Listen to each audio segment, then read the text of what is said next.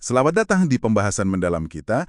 Hari ini kita fokus ke satu elemen penting banget dari buku The Road Less Stupid karya K.J. Cunningham, yaitu eksekusi. Ini banyak dibahas, tapi kayaknya bab 29 itu khusus ya. Kita kan sering punya ide cemerlang, tapi gimana ngubahnya jadi kenyataan? Nah, jawabannya ada di eksekusi. Sumber yang Anda bagikan ini isinya daging semua nih. Mari kita gali bareng. Betul sekali. Pesan utama buku ini kan bukan cuma soal punya ide pinter, tapi justru gimana caranya menghindari langkah-langkah yang ya bisa dibilang bodoh dalam bisnis. Dan salah satu kebodohan terbesar itu ya gagal eksekusi rencana. Cunningham tuh nekenin terus, eksekusi yang disiplin dan konsisten itu jembatan penting banget antara ide sama hasil nyata. Hasil yang berkelanjutan ya.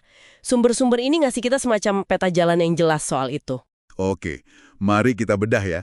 Poin pertama nih yang langsung, kena banget dari sumber Anda. Konsistensi itu ngalahin intensitas sesaat. Di bab 11, Cunningham bilang, hal-hal biasa yang dilakukan secara konsisten menghasilkan hasil yang luar biasa. Gitu kan ya? Iya, persis. Artinya, ini bukan soal satu gebrakan gede yang heboh gitu. Tapi lebih ke disiplin ngerjain yang bener, hari demi hari. Saya sering lihat nih, semangat ngubu-gubu di awal proyek, terus hilang. Jadi kegagalan itu seringnya bukan idenya jelek, tapi eksekusinya nggak konsisten. Bener, tapi konsistensi aja kan nggak cukup kalau arahnya nggak pas, atau nggak diukur ya. Nah, disinilah perlunya struktur dan pengukuran yang kuat. Itu ditekankan di banyak bab kayak bab 3, 14, 17, sama 45. Eksekusi yang bagus itu bukan sulap loh. Perlu ada mesinnya, maksudnya ya sistem, proses yang baku, standar kinerja, metrik yang relevan, sama akuntabilitas. Harus jelas siapa tanggung jawab apa. Mesin ya? Iya. Kayak kutipan di bab 45 itu. Apa yang diukur adalah apa yang dikerjakan. Kalau nggak ada pengukuran yang jelas di critical drivers, faktor kunci yang benar-benar nentuin hasil, kita cuma bakal sibuk sendiri. Sibuk ngurusin gejala, bukan akar masalahnya. Makanya dashboard sama metrik itu penting banget buat mantau progres, buat koreksi juga. Kalau nggak, ya kerja keras doang, belum tentu cerdas. Nah, ngomongin mesin, pasti butuh orang yang tepat dong buat jalaninnya kan? Tentu saja. Cunningham di bab 9 kan nekanin pentingnya A-players. Itu anggota tim terbaik kita lah ya, yang punya motivasi dari dalam, nggak takut diukur, malah minta coaching biar makin oke. Tapi ini kayaknya bukan cuma soal individu hebat doang ya.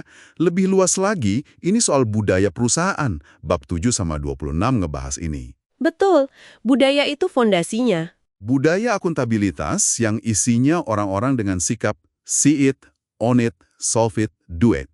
Jadi kalau lihat masalah, dia ngerasa ini tanggung jawabku, cari solusi, terus beresin. Ini bukan sekedar aturan kaku aja kan, tapi orangnya emang peduli dan tanggung jawab.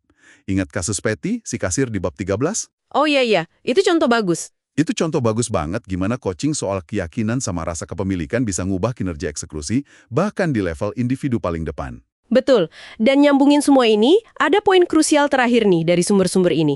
Pentingnya membedakan aktivitas sama produktivitas. Bab 3, 8, 44 tuh ngomongin ini. Sibuk itu belum tentu produktif loh. Keringetan nggak sama dengan ngasilin nilai. Fokus kita mesti ke eksekusi penyebab yang benar buat dapetin akibat atau hasil yang kita mau. Jadi jangan cuma sibuk ya. Iya, rencana sebagus apapun, kalau nggak dijabarin jadi langkah eksekusi yang spesifik, terukur, ada target waktunya, jelas siapa penanggung jawabnya, ya itu cuma mimpi aja. Fantasi, kata Cunningham di bab 8.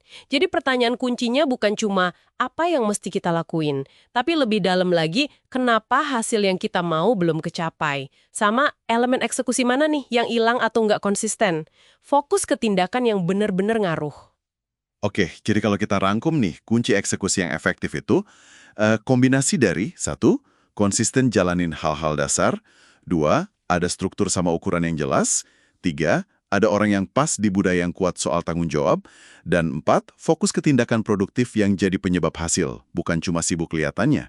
Intinya, kerja lebih cerdas di eksekusinya, bukan cuma lebih keras. Bener gitu ya? Tepat sekali. Sumber ini benar-benar ngasih kerangka berpikir yang mantap soal eksekusi. Nah, buat penutup nih, ada pertanyaan buat Anda renungin.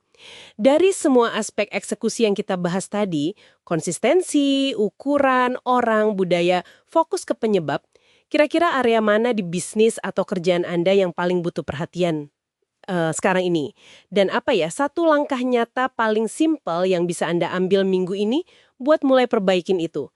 Sekecil apapun nggak masalah. Ingat kata Cunningham, perubahan kecil yang konsisten itu bisa buat dampak yang luar biasa gede. Selamat merenung!